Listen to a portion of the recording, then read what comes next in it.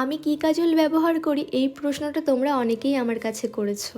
High, আমি সুপ্রিয়া। তো চলো আজ তোমাদের প্রশ্নের উত্তরগুলো দিই। তোমরা প্রশ্ন করেছো আমি কী কাজল ব্যবহার করি এবং কিভাবে কাজল পরি, আর সেই সঙ্গে সঙ্গে কিভাবে আমি তৈরি করি এটাও তোমাদের সঙ্গে শেয়ার করব, তবে একটার পর একটা।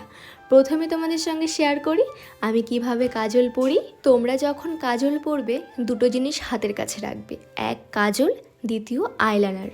তো ফার্স্টে যখন আমি কাজল পরি আমি নিচের পাতার সঙ্গে সঙ্গে ওপরের পাতাও কাজল লাগাই। এর কারণ একটাই, যদি আমি ওপরের পাতায় কাজল না পরি তাহলে কি হয়, ঘণ্টাখানিক পর দেখি কি আমার নিচের পাতার কাজলটা অনেকটা কমে গেছে, আবছা আবছা হয়ে আছে। তার শুধুমাত্র একটাই কারণ, যেহেতু আমার চোখের পাতার সঙ্গে চোখের পাতা টাচ হচ্ছে, তো ওপরের পাতার সঙ্গে যখন মিলে যায় তারপরে হচ্ছে কাজলটা মিশে গিয়ে আবছা আবছা হয়ে যায়। এবার যদি ওপরের পাতায় আমি কাজল পরি তাহলে যতই আমার নিচের পাতার সঙ্গে চোখের পাতা এক হোক না কেন, তবে সেই কাজলটা মুছবে না, কারণ কি ওপরের পাতায় অলরেডি কাজল দেওয়া আছে।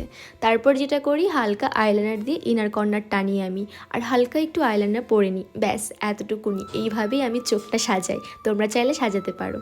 সেকেন্ড, আমি কিভাবে কাজল বানাই সেটাই তোমাদের সঙ্গে শেয়ার করব। খুব ছোট থেকে দেখেছি মাকে ঠিক এইভাবে কাজল বানিয়ে পড়াতে, তো আমি মায়ের বানানোর রেমেডিটাই ফলো করেছি।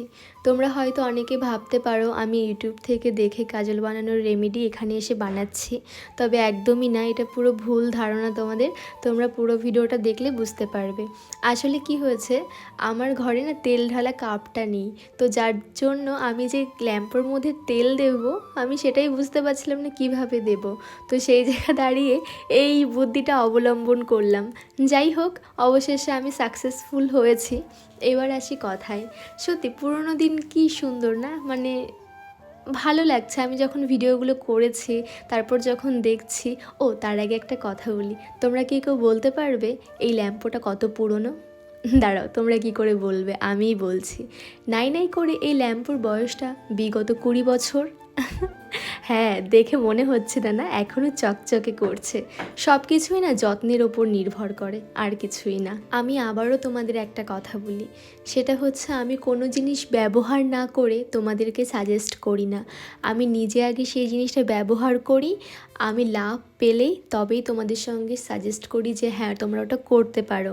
বিশ্বাস করো, আমি সত্যি বলছি, এটা অনেক ভালো। তোমরা যে কিনে কাজল পরো না, তার থেকে এই কাজলটা অনেক ভালো। যদি একটু কষ্ট করে তোমরা বানাও তাহলে দেখবে এর ফল অনেক ভালো পাবে তোমরা, অনেক টাকা বেঁচে যাবে, তোমাদের চোখটাও না অনেক সুরক্ষিত থাকবে। হ্যাঁ, অনেককে দেখবে অনেক রকমভাবে ভিডিও করতে যে এইভাবে কাজল বানায়। সে যেভাবেই বানাক না কেন, তোমরা যদি ঘিয়ের প্রদীপে যদি কাজল ব্যবহার বানাতে চাও, বানাতে পারো, কালি পোড়াতে পারো, কোনো সমস্যা নেই। কিন্তু দেখো, ঘিয়ের প্রদীপে কখনোই কাজল আমি বানিয়ে পড়িনি, তো আমি এইভাবেই পড়েছি, মাকে এইভাবেই করতে দেখেছি, তো সেই ক্ষেত্রে আমি এইভাবেই বানাচ্ছি। তবে একটা কথা, তোমাদের আমাকে ফলো করতে হবে না, শুধু কিছু স্টেপ, মানে তেল লাগানো, মানে তেল দেওয়ার পর থেকে যে স্টেপগুলো আছে সেটা শুধুমাত্র আমার স্টেপে ফলো করো, তাহলে দেখবে ভালো রেজাল্ট পাবে। আর তার আগে বলি, তোমরা কালি যতটা সংরক্ষণ করবে তার মধ্যে কিছুটা কালি না আলাদা করে তুলে রাখবে।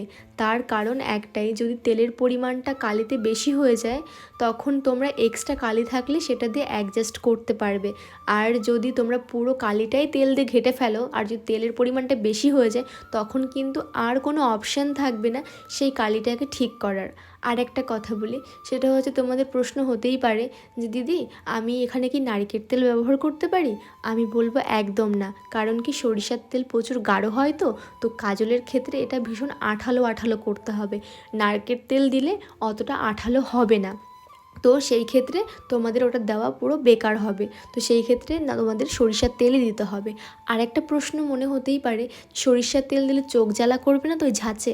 না না, সেটাও করবে না, কারণ তোমরা কালিটা পুরোপুরি তৈরি করার পর ওটাকে এক রাতের জন্য জলে ভিজিয়ে রাখবে, তাও ডুবো জলে, ঠিক আছে? আর আমার কাজলটা দেখেছো তো, পুরো একদম গা মাখা, পুরো আঠালো আঠালো, যতটা পারবে ততটা আঠা করবে, মানে পুরো একদম আঠালো ব্যাপারটা রাখবে, একদম যেন তেলে চিপচিপে না হয়। ব্যাস এইভাবে ব্যবহার করে দেখো, অনেক ভালো রেজাল্ট পাবে। যাই হোক, আমি আর যাই, পরে আবার আসবো, টাটা।